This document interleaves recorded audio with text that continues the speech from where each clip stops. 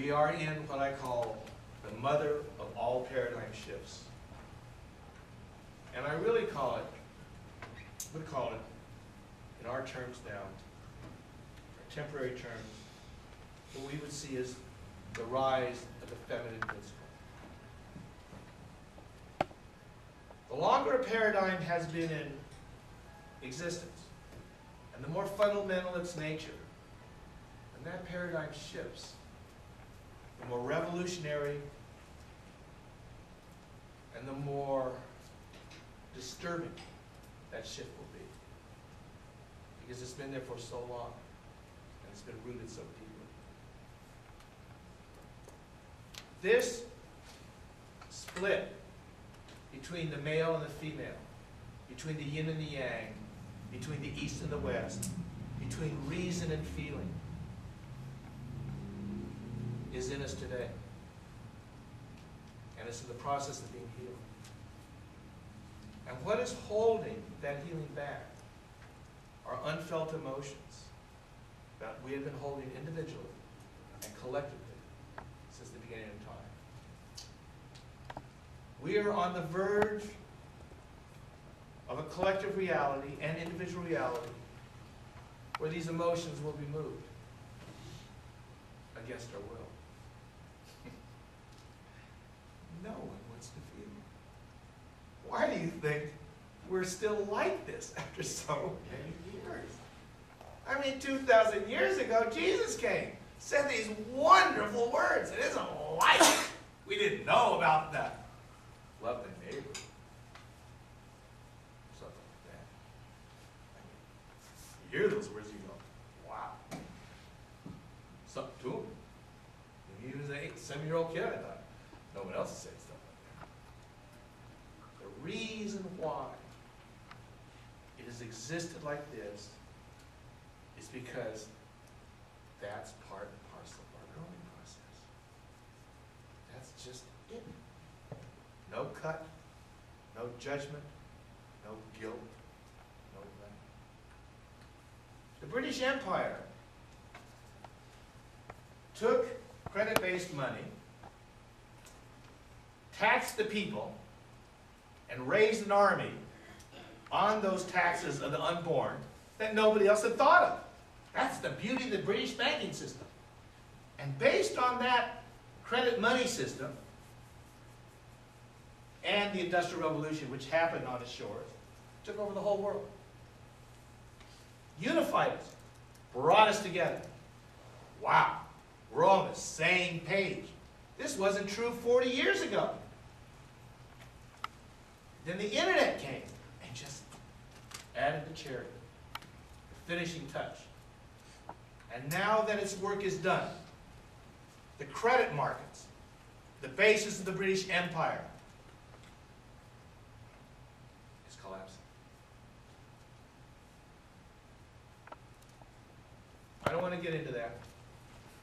It's not the point. These are not easy things to digest. But I didn't come here to try and make you feel better. Though I hope I did. I gave you some glimmer of hope. I mean, I had a friend of mine. He's rich. Marshall and I knew him growing up. This kid was hippie. He's rich now. I mean, he's rich. Came by my house. I told him this 2 years ago. He about had a cow. Couldn't believe it. He's looking at me. I mean, I'm just talking about this stuff. And he says, how can you get up in the morning?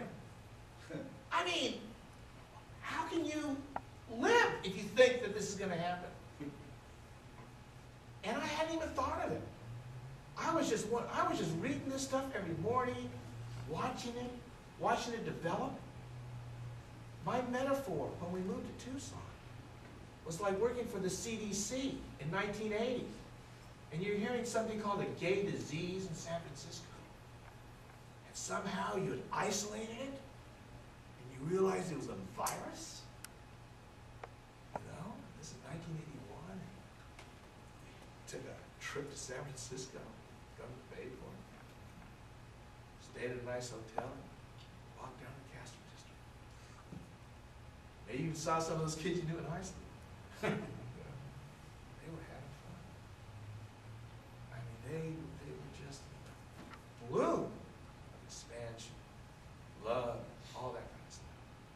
But you knew what was in front. You knew what was going to happen within a few weeks. And I would walk around, and I'd see people driving, Albertsons, Safeway, going about their life. This is for the past few years, and I think, wow, no idea. These people have no idea what is about to happen. And there's very few people I could talk to about. I didn't talk to anyone. Marshall bore the brunt of a lot of this. I had his phone number. I know he didn't like hearing it. But he listened to me. And then finally creates the Positive Deviant Network, a net big enough for me to come in, even though you had to fudge the word positive. And I walk in the door, and I see John Bonnie. John Bonnie, this guy's a guy. You know, one of the boys off of Wall Street, multi-billion-dollar hedge fund.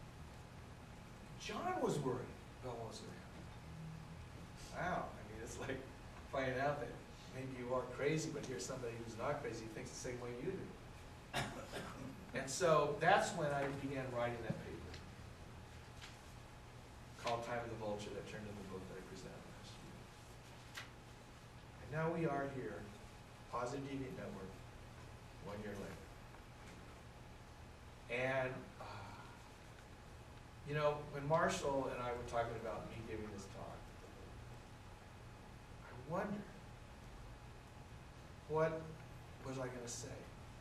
I started out with that little thing, America at the Crossroads. And I think it does have meaning.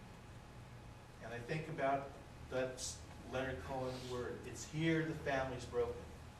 It's here the lonely say that the heart has got to open in a fundamental way. And I wasn't sure what I was really going to say when we talked about it. I didn't want to leave people in the dirt. I mean, I didn't want to have all of a sudden the talk go over, there's a mad rush to the bar. You know? And so I went through a lot of these thoughts and stuff like that, and the thought evolved. And I thought, well, Marshall's giving me the forum. The only responsibility I have is to tell the truth as I see it. And I may be wrong. I want you to know that I've been wrong a lot. But I've been right sometimes too. And no one can tell whether this is what I've said today is right or wrong until the events unfold as they will, either in accordance with what the predictions I made or not. But if they do, it is my hope that you're able to frame the events, if they unfold in the way that I believe they might, in a way where you can see that there's light behind the darkness, where there's a purpose to the changes that are upon us, and that love, not disaster, is what awaits us.